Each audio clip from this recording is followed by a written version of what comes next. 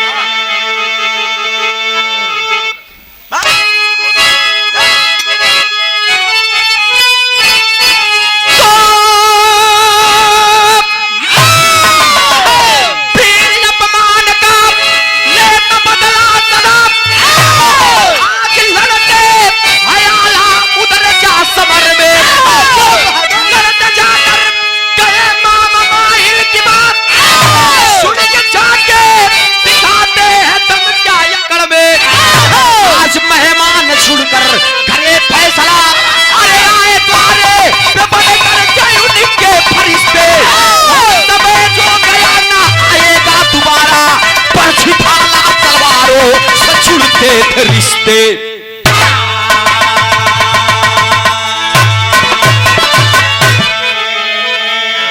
और समय गया अब न आएगा दोबारा। बरछी भाला तलवारों से जुड़ते थे रिश्ते। आज तक हुआ दूठी मिल गए नहीं कि लड़का काम लड़की से लड़की के काम दोनों पक्ष में मिलकर सारा काम करवा देता है। लेकिन उस जमाने में भले कितना सेटिंग बन जाए, कितना बढ़िया सेटिंग बन जाए, लेकिन शादी खुली नदियां बहा करके उस नदियों से गुजरना पड़ता था।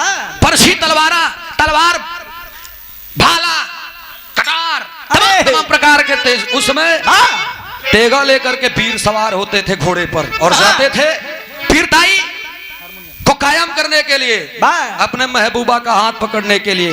पूरे बिरहा का संदेह लेकर कव्वाली के टुकड़ा बताओ बड़े गुरुजी क्या बताए। बहुत सुंदर गीत उधर से सुना आप लोग, वीर होते कैसे बाबा। लेकिन एक देखा जब बात वंश पर आई है, महाराज राजा परमाल के दरबार में कहानी शुरुआत होगी। देखा शीशा की नहीं साफ साफ झलकी हमार कहानी। महाराज राजा भैया भैया भैया भैया एक उधर की जा महाराज राजा परमाल के दरबार में तमाम मंत्रियों का मेला लगा हुआ है। जितने भी लोग थे नर नारी सभी लोग जुटे हुए हैं और वहीं पर आल्हा उदल की बड़ाई हो गई। जब आल्हा उदल की बड़ाई हुई वही बिचवे में मामा माहिल भी आ गए। आल्हा उदल की बड़ाई हुई कि कितनी छोटी सी उम्र में इन लोगों ने अच्छे अच्छे वीर का पसीना छुड़ा दिया, छक्का छुड़ा दिया। जब आल्हा उदल के बात इतना सुनन मामा माहिल दिल में बातें पची नहीं होत का कव्वाली के लाइन में बताओ लगे।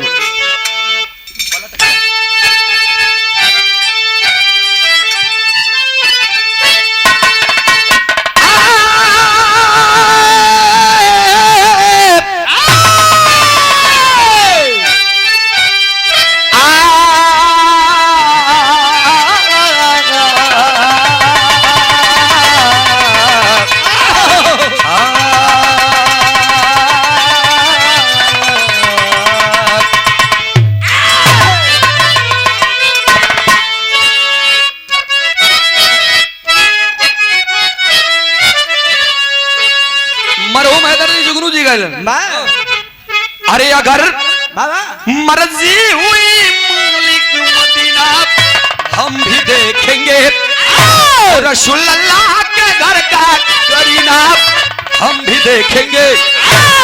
उनका हटा समय थोड़ा हफीज चंचल के जमाने में उस्ताद गाया करते थे, दिखा दे या इलाही ओ मदीना कैसी बस्ती है, यहाँ दिन रात मौला तेरी रहे मत बरसती है। और थोड़ा सा हारमोनियम तो नहीं बढ़ाया था भैया, थोड़ा सा चेंज हुआ जमाना, हम लोग का समय आया, हम लोग गाते हैं। अक्सर राजू चचा हमार भी राज ज्यादातर मेहररू ही सोत है का जान बा तोहार मेहरारू लाए मुंह नहीं बा कहना पड़ा कैसे मास्टर साहब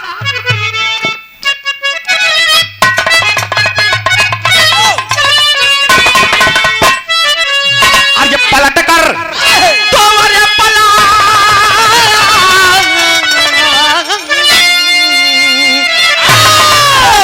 अरे पलट कर तो पलट कर देख ले जालिम तमन्ना हम भी रखते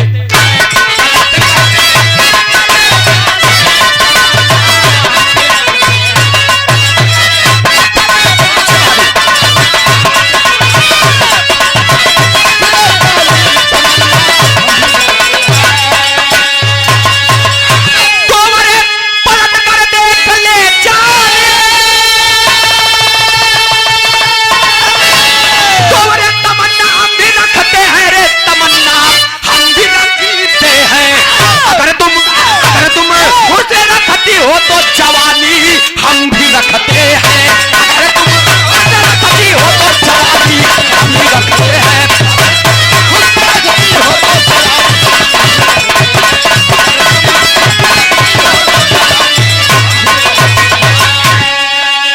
लेकिन आल्हा उदल के बाद जब मामा माहिल सुनन मामा माहिल आकर के ललकार दिया कि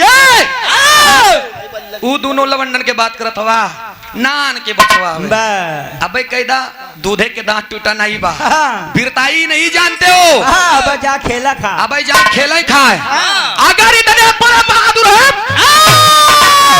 सोचिए मामा माहिल ताना मारते हैं क्या ताना मारते हैं राजा परमाल के दरबार में अगर इतने बड़े बहादुर हैं अलाउदल जा करके राजा शंबे से अपने बाप का गर्दन लेकर आए जो परगद में कटा हुआ टांगा हुआ है अजब इतना बतिया सुने न आल्हा उदल तुरंत वहां पर जब ही बात राजा परमाल के मंत्रियों को के द्वारा सुने ताना के आल्हा उदल जब ताना सुने तो आल्हा उदल ने ललकार दिया कि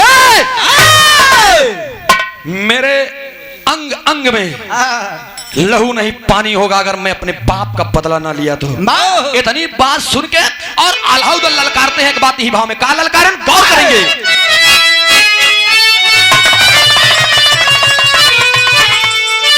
अरे मिटा दूं तो अरे मिटा दूं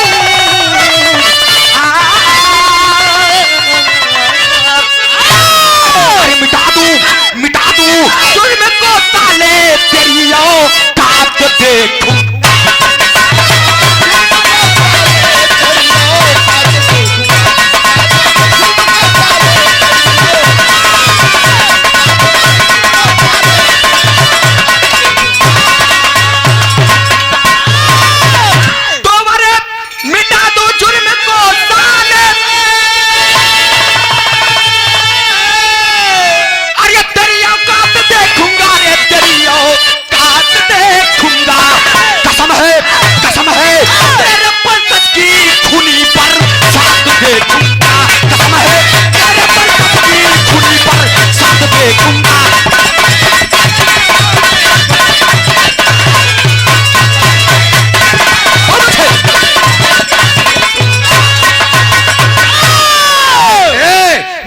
जुर्म को साले तेरी औकात देखूंगा कसम है मेरे वंशज की खूनी बरसात देखूंगा फिर से खूनी बरसात देखेंगे ललकार दिया दोनों वीर दोनों वीर बाकुड़ा जब एक बात जान ला शेर की तरह जब बोलते थे तो ये जान लीजिए सामने की जो लोग जो सामने के रहते थे वो कम से कम 10 कदम पीछे आल्हा उदल गर्जना करते थे बिरहा के लाइन में जौहरी में कहला कि मास्टर साहब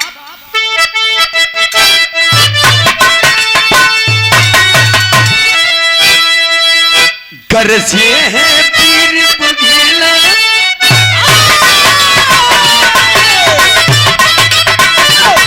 देखूंगा कितना पानी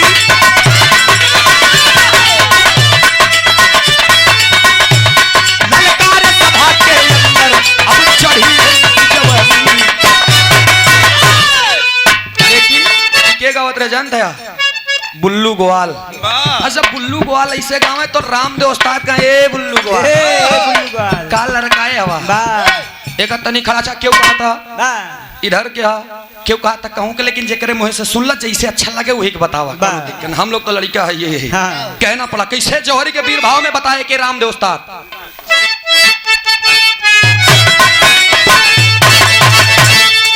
अरे आला उधर है चलते चोरी करके लब छाती बात से ना करते मिटाऊ दिया ये पाती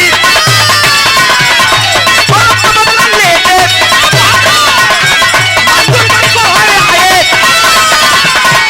कब्र बन के रास्ता दिल नहीं भुलाए राजा गंदे द्वारे आला उधर दबाए नारियों की देखी कल में बुलवाए दयानी की जो बेटी एक कमानी खोटी एक जवानी उनकी दिल में कोई खोटी इस समाज में जाके सबसे दिल में ललकारा प्यार के बाबा उतरे तो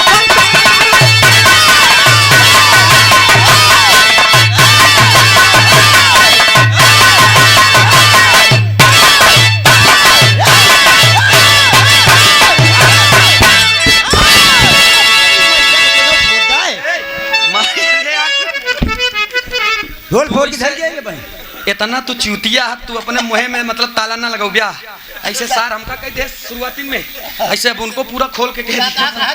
अब हम क्या बताएंगे? गुस्सा लग जाए तो गुस्सा लगी वो नारिम्बा पानी में धो ले। ढोल फूट जाए तो बिरस में जोश चढ़ गया। अरे यार फूट जाए टाटी बजा। राम कुमार यादव जी।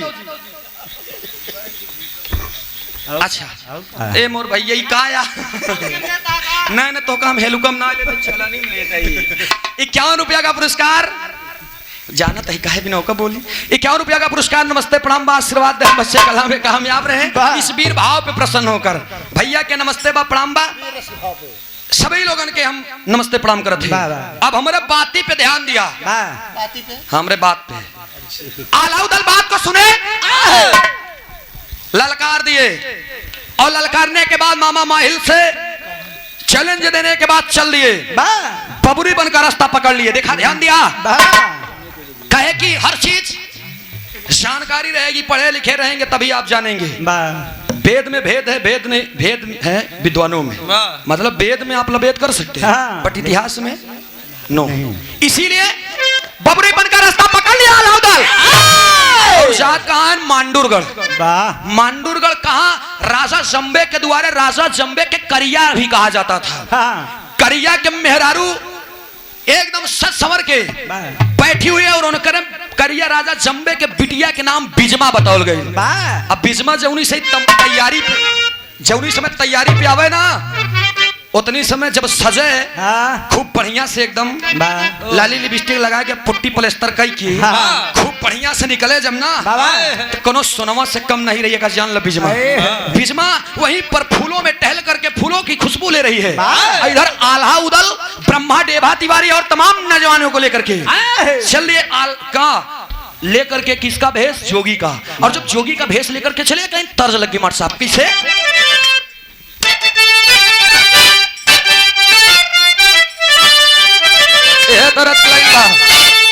बाबू रामदेव उस्ताद एक अपने जवानी के आलम में बड़ा टाप गाँव है। अब हम तो रामदेव उस्ताद ना बन पाए लेकिन लाउबो करब हल्का सा हाँ लावत इतनी कैसे किस मार्क्स का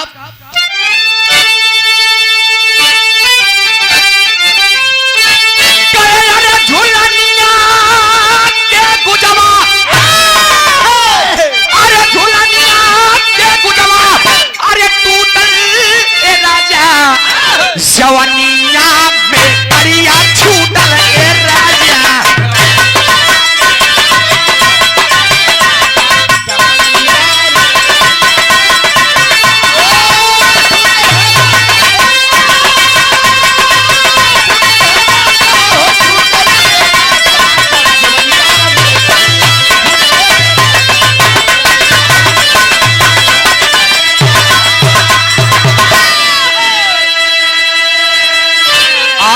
चल दिए और कहते हैं का मास्टर साहब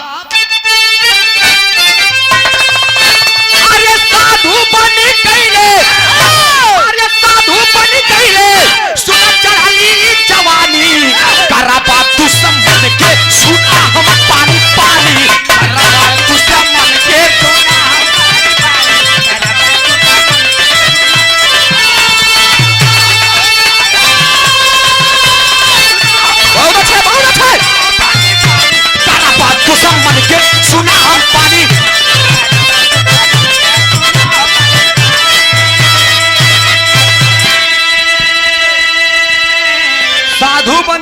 सुना चढ़ली जवानी करब हम दुश्मन के सुना है पानी पानी इतना दिल में सपना सजाए हैं बबरी बनकर रास्ता तकाए हैं और मनवई में सोचत हैं का सोचत हैं अंदरे में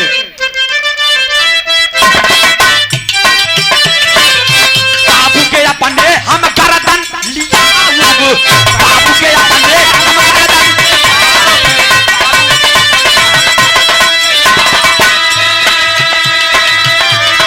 जय बाबा माहिल के आंख से आओ जय बाबा माहिल के आंख से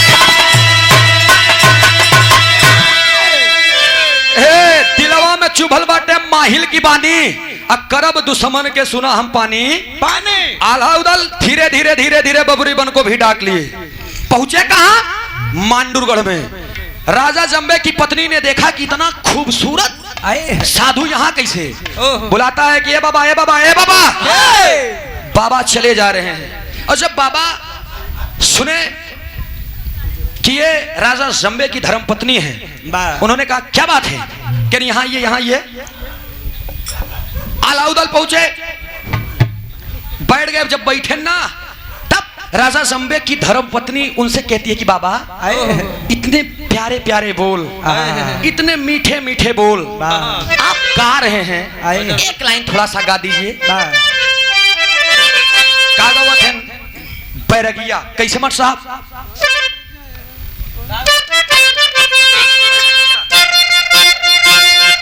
देखा उस्ताद हैदर अली गुरु जी गा रहे हैं उड़ी गई ले सुगना अरे उड़ी गई ले सुगना बेचारा वही के छोड़ के उड़ी गई ले सुगना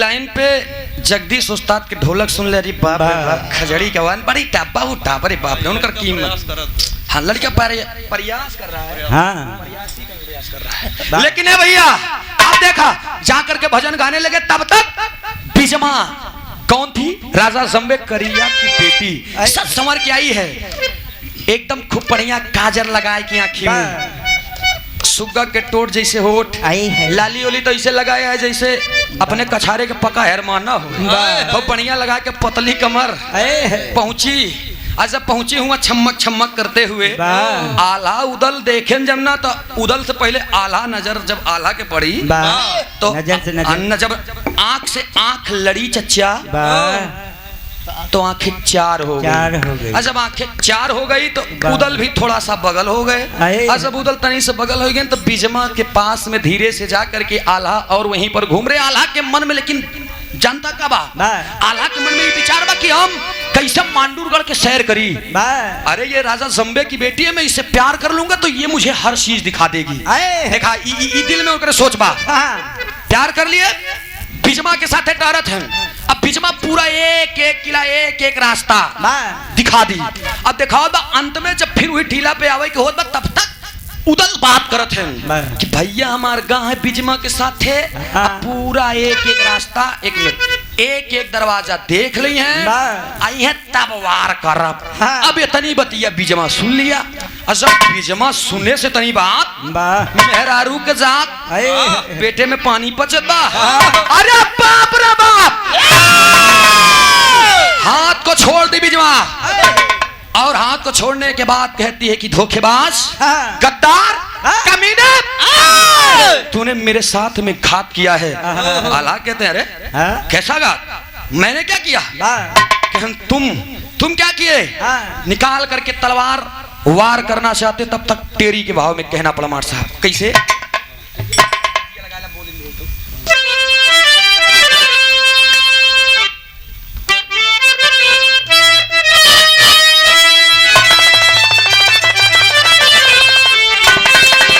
मोहब्बत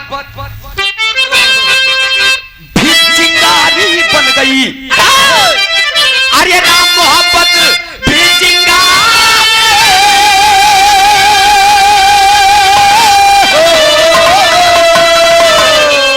हो मोहब्बत भी चिंगारी बन गई।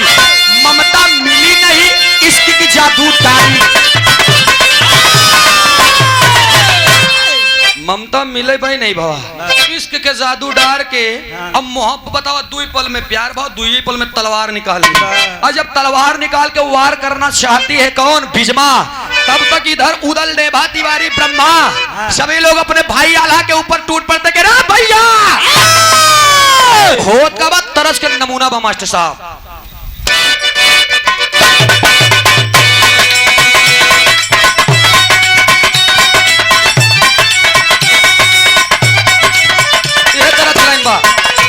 ए रुचि तोरे लायक गीत भाई सुना, पूरा डिपेंड तोरे न ऊपर बारी है भाई। कवना देवता के गाढ़ल सवारो हऊ,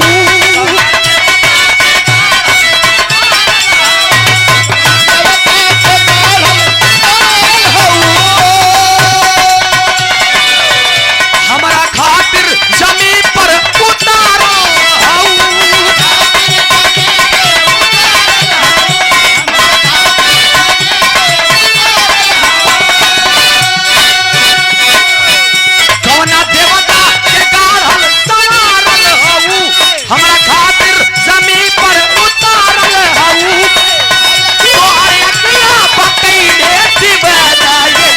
बाड़ू अनमोल, बाड़ू अनमोल ऐसा खजाना तोहर सोना ना दूसर जनाना ये जाना। बाड़ू अनमोल ऐसा खजाना तोहर सोना ना दूसर जनाना ये जाना।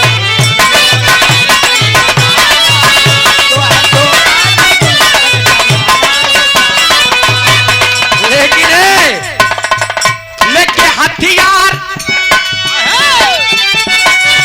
लेके हथियार उधर मस्ताना चला।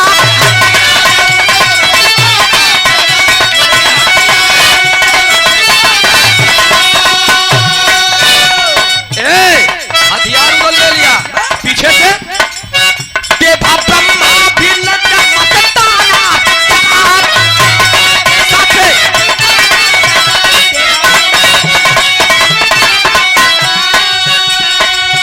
लेके हथियार उदल मस्ताना चला। देवा ब्रह्मा भी पीछे मस्ताना।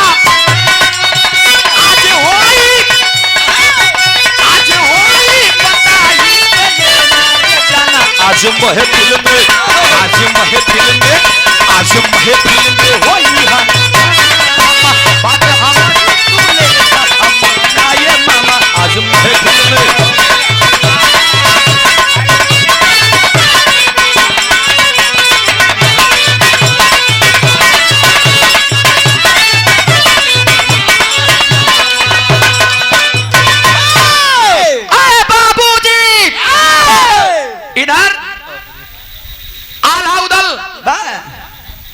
देवा तिवारी के बिटिया के ऊपर जब जान गए कि अब ये बिजमा नहीं मानने वाली है, जब बिजमा को जान गए एक भी बात नहीं मानने वाले, तब निकाल करके उदल तलवार और बिजमा का सिर उनके धड़ से अलग कर दिया। और जब बिजमा के धड़ से होकर सिर अलग हो गए तब आगे बढ़ते हैं। और जब आगे बढ़े ना वही बरगदे के लगे जाते हैं जहां उनके बाबू के मुड़ी लटकाई बा गर्दन वही कहती जाते हैं। तब तक राजा करिया यानी राजा जम्बे का आगमन हो जाता है और भंवरानंद हाथी के ऊपर सवार होकर के भंवरानंद हाथी के ऊपर सवार हो करके आज चले आए।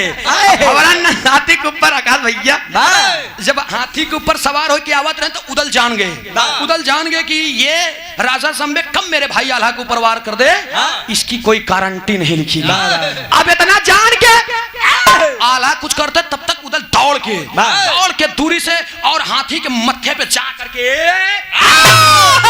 मथवे पे मेरे से एक लात भंवरानंद हाथी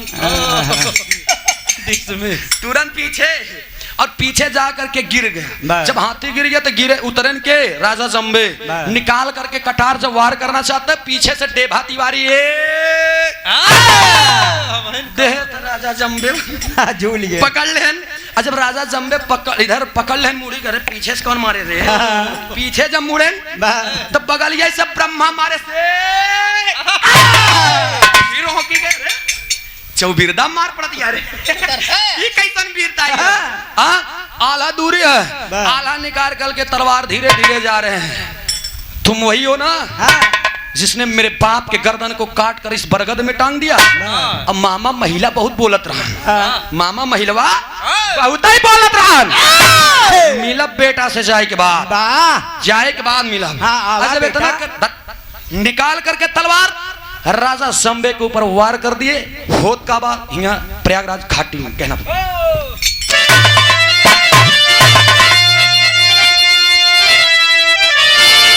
झूसी नरेश बाबू रमाधार उस्ताद गाँव है।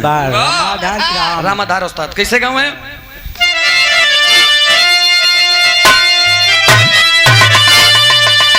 अरे राम हमारा झूलनी पूर्वांचल के ढेर गवैया कहीं हैं। अरे राम झकोर मारा झूलनी अरे झकोरा मारा झूलनी सारी लहराई हो झकोरा मारा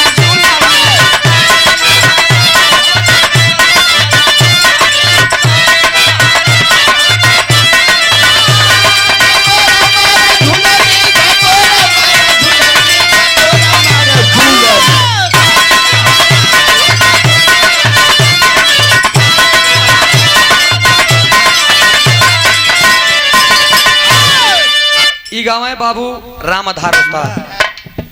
फिर उसके बाद समय आए हैदर अली गुरुजी के।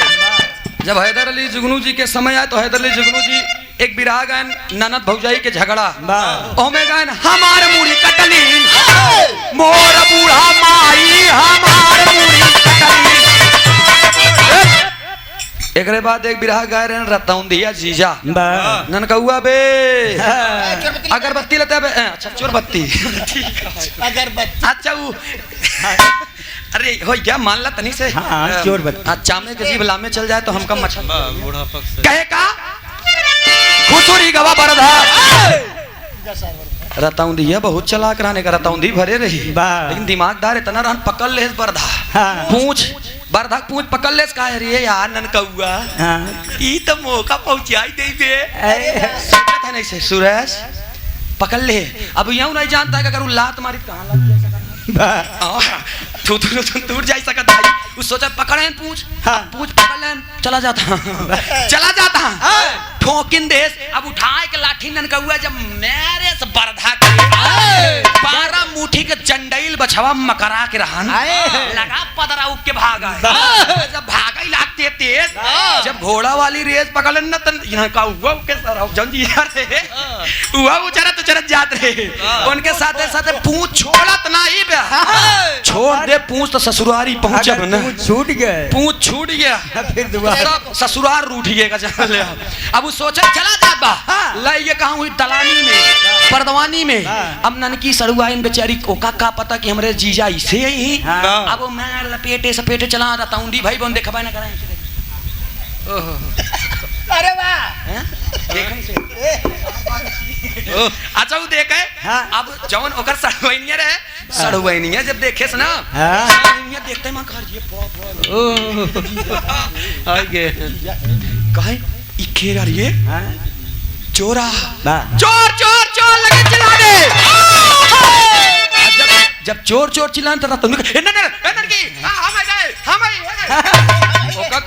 कि सामने बा बा। अब सामने जाए ना आवाज सुनत बा की जात बा ननकी कह रे महारानी गड़ा मुरे लग जाओ रे हाँ। बहुत पीछे गई बा। अब पीछे जावे तब तक गांव वाले आन केहू लाठी केहू बड़ी डंडा। केहू कंडा केहू चप्पल केहू जूता केहू घुंडी जेकरे जौन आते हैं। जेकरे जौन हाथे में आज निकाल के लेके आए बा, ले। अरे तो पकड़े न बा बा। निउरायन जब एक किली देन जीजा लेट गए लंबा लंबा जीजा लेट गए और जब जीजा लेट गए ले लाता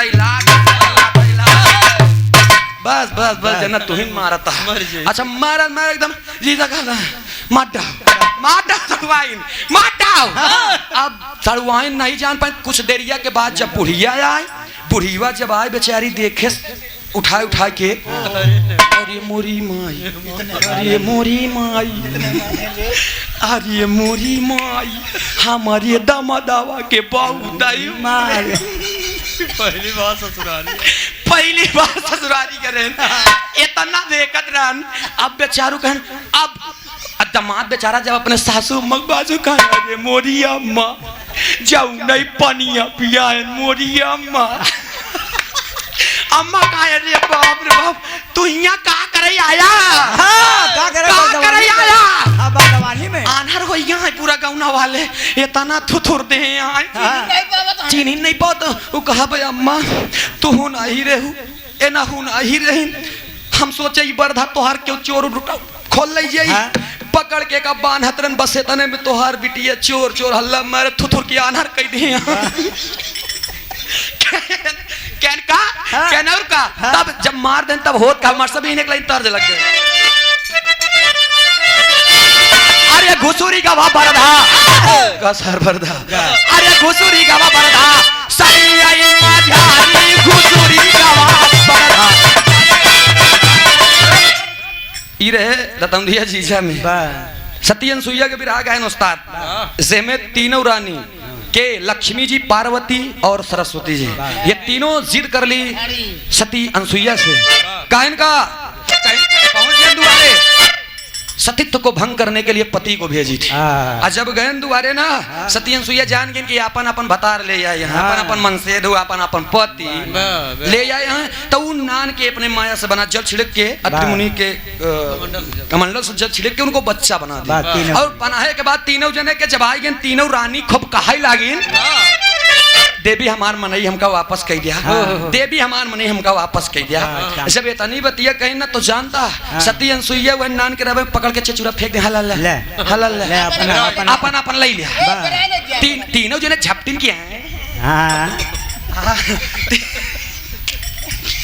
तीनों जने झपटिन कभी कितना दिन के बाद देखें तो झपटिन क्या रही है शंकर जी अब जब इतनी जानते तो गलती ये होगी कि पार्वती ब्रह्मा जी लगे झपटा तो ब्रह्मा जी को छुआ नहीं जाए ब्रह्मा जी बटुआ जाता है अरे ये छोटकी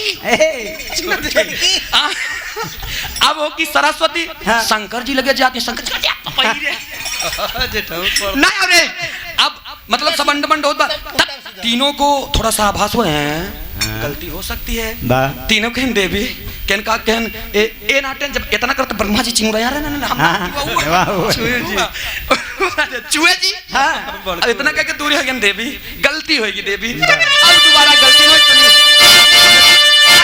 तीनों जने के बड़ा कह दिया तब जाके वही जल छिड़कन तो फिर तीनों जने बड़ा हो गए तब जाके पार्वती ऐंठ के गई लगे लक्ष्मी विष्णु जी के लगे कहाँ है अरे गजब की हूँ बहिनी अरे समझाऊ तो दिया हम सोलो मुंह से नहीं आते अरे गजब की हूँ बहिनी सती सुइया कहाँ गजब की हूँ बहिनी चीनी ना भातार हो गजब की हूँ बहिनी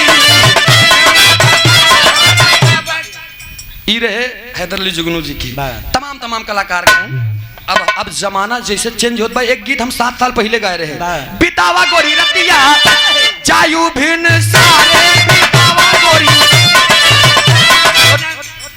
तमाम गाना गाए आज एक गाना गाई थी जनता कवन बड़ा निकला गई तोहार गोरी बड़ा निकला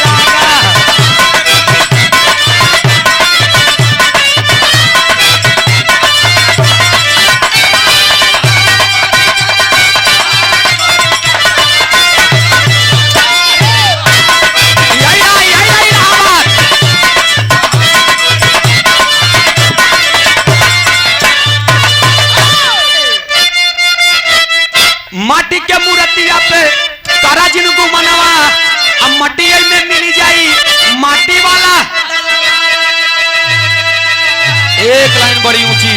अरे छलकई न पावाय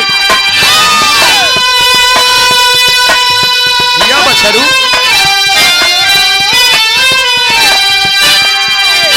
अरे छलकई न पावई जौनी वाला गगरा बड़ा निकलग तोहार गोरी कजरा।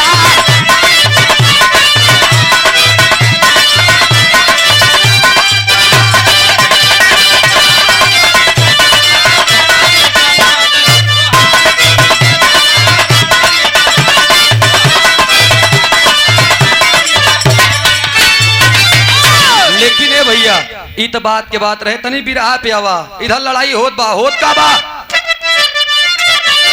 अरे समर में बरसत बाटे, अरे समर में बरसत बाटे तेगा ताला वार हो, समर में बरसत बाटे।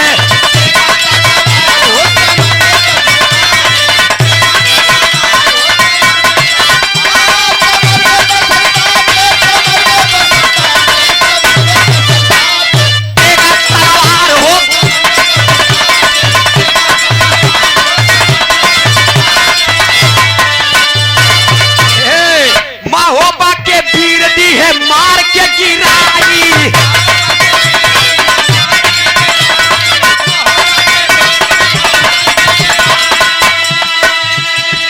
राजा करिया मूर्छित होई जाई।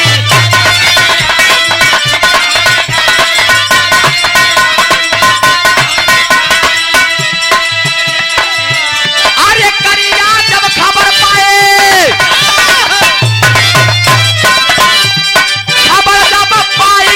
चंबे के कुमार रो समर में पड़ेला ताला ताला हो, समर में।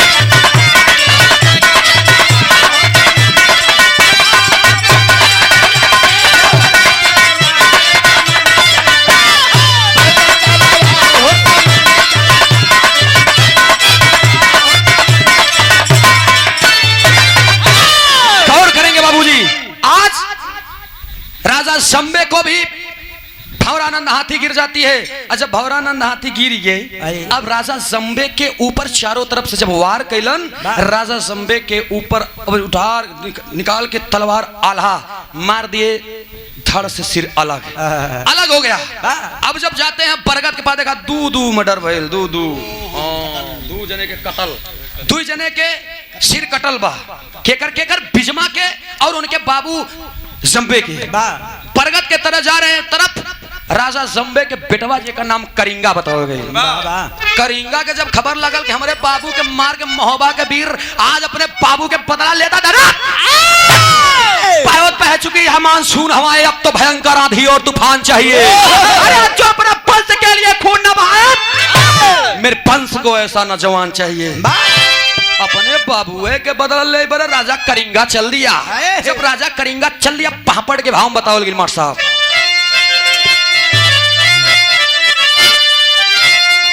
आल्हा उदल कर रहे हैं तंग जंग मैदान में, अरे आल्हा उदल कर दिए हैं तंग जंग मैदान में, राजा करिया की खुशियों को भंग जंग मैदान में।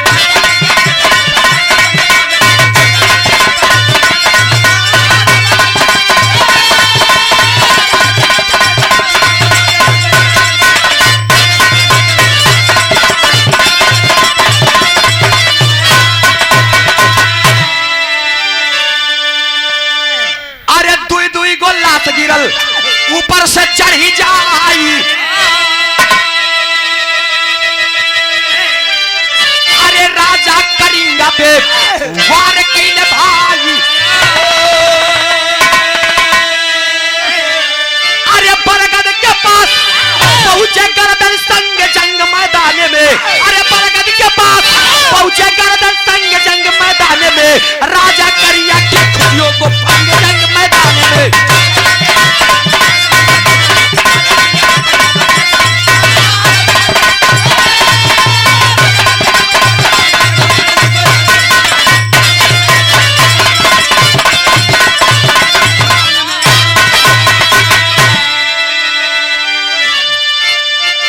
राजा जंबे के बिटिया बिजमा भी मारी गई, जंबे भी मारा गया, भौरानंद हाथी भी मारी गई वार में, समर भूमि में। और तो और राजा संबे के बेटवा जी का नाम करिंगा बताओ, करिंगा भी समर युद्ध में मारा गया। बरगद के पास जाकर के आल्हा उदल, देवा तिवारी, ब्रह्मा तमाम साथियों के साथ अपने बाबू के गर्दन लेकर चलते हैं। आल्हा के भाव बताओ मास्टर साहब। राहुल यादव और रोहित यादव जी इस भाव पर प्रसन्न होकर 1 से 1 रुपया का पुरस्कार शेरबंदन है। आशीर्वाद दे हम बस कला में कामयाब रहे, जार रहे, खुश रहे, आबाद रहे। कहल गई कैसे माट साहब,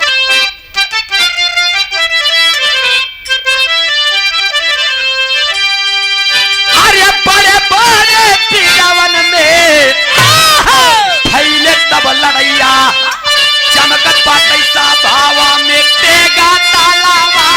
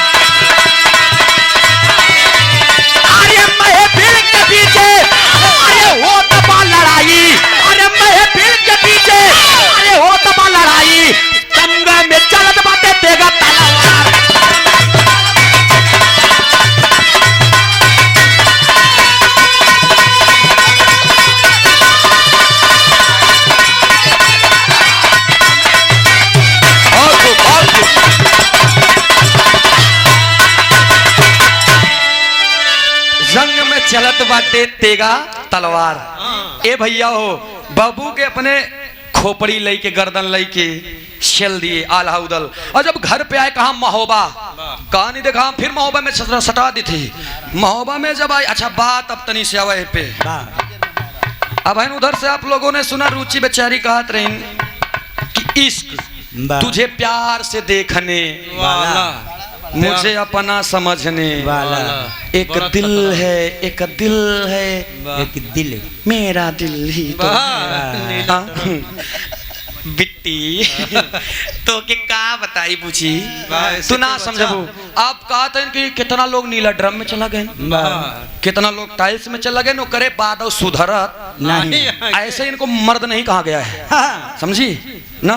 ये अपने जान को भी कुर्बान कर देते फिर भी सुधरते नहीं है। मैं मर्द हूं, मैं जाऊंगा, मैं जाऊंगा चाहे नीले ड्रम में या फिर टाइल्स में।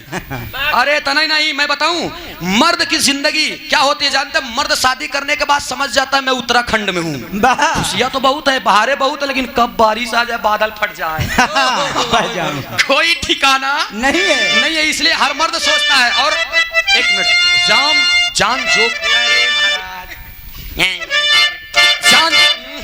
जान जोखिम में डालकर हर काम करने वाले को ही मर्द कहते हैं। समझ रहे हैं आप? हाँ, अब मैं आशा करता हूं कि आपको विश्वास और इस बात पर अमल करेंगी तो आपको शायद संतुष्टि मिल जाएगी, फिर दोबारा नहीं कहेंगी। बच्ची कोई बात नहीं, समझो। लेकिन कहना पड़ा, लौट कर आए महोबा। कौन? आल्हा उदल। महोबा लौटने के बाद मामा माहिल को संदेश देते हैं खड़ी के भाव में। कहा संदेश दिहलन?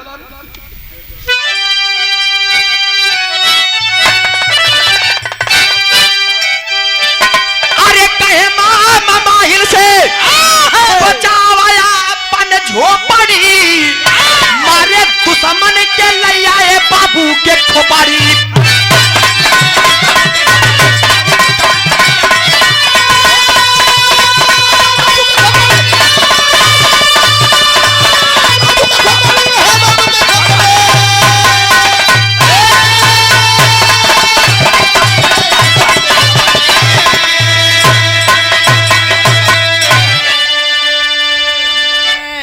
भैया बाबू के बदला अपने लिया सरकार,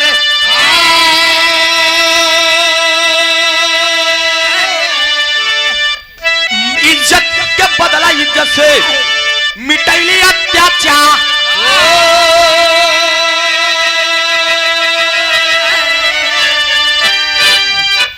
ए भैया बतावत है अपनी समय कि सुना, अरे तोहरी झोपड़ी के पल में करब हम खोखाली, मारे दुश्मन के ले आए बाबू के खोपड़ी।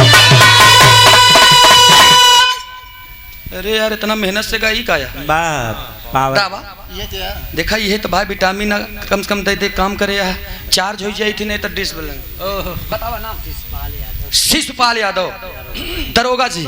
अच्छा अच्छा क्या बात है, ये हमारे वर्दी में मातृ हिंद के रक्षक, हम लोगों के सिपाही, हम लोगों के न्यायिक, जहाँ ये लोग पहुंच जाते हैं कह के ना कितना क्योंकि खून सवार रह जाए आइए साहेब साहेब आई 2 रुपया ला पाल लिया सब ठंडा जाए के बैठाए के। लेकिन हाँ एक बात जान लीजिए, जो लोग दबंगई वाला गाना लगावथिन, दबंगई वाला ना, चौड़ी छाती पीरों की है असली जात हीरो की, ना इससे डरते हैं ना उससे डरते हैं, हम बंदे परवरदिगार से डरते हैं। गलती कई के जब पुलिस के शिकंजा में जकड़ा जाते हैं बेटा, भागने के लिए ये जमीन कम पड़ जाती है, इतना नोट कर लीजिए। तो इसलिए तनी से सतर्क रहा, वो तने नाराज तने में चल जाए। ये हमारे सिपाही जी, ये पुरस्कार नहीं आपका आशीर्वाद है। कुंडा थाने में आप कर रहे थे ना, बहुत बहुत नमस्ते प्रणाम। मैं चाहूंगा इतना अमूल्य समय आपने दिया, एक जोरदार ताली बजा करके हमारे साथ का आप लोग सम्मान करेंगे।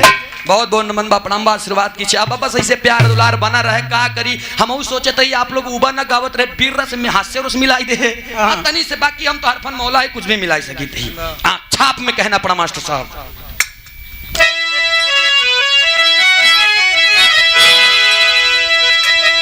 भुल्लू राम आधार हैदर गुरुवर राजा राम, विमल कवि अमलेंदु साथे भोज राधे श्याम।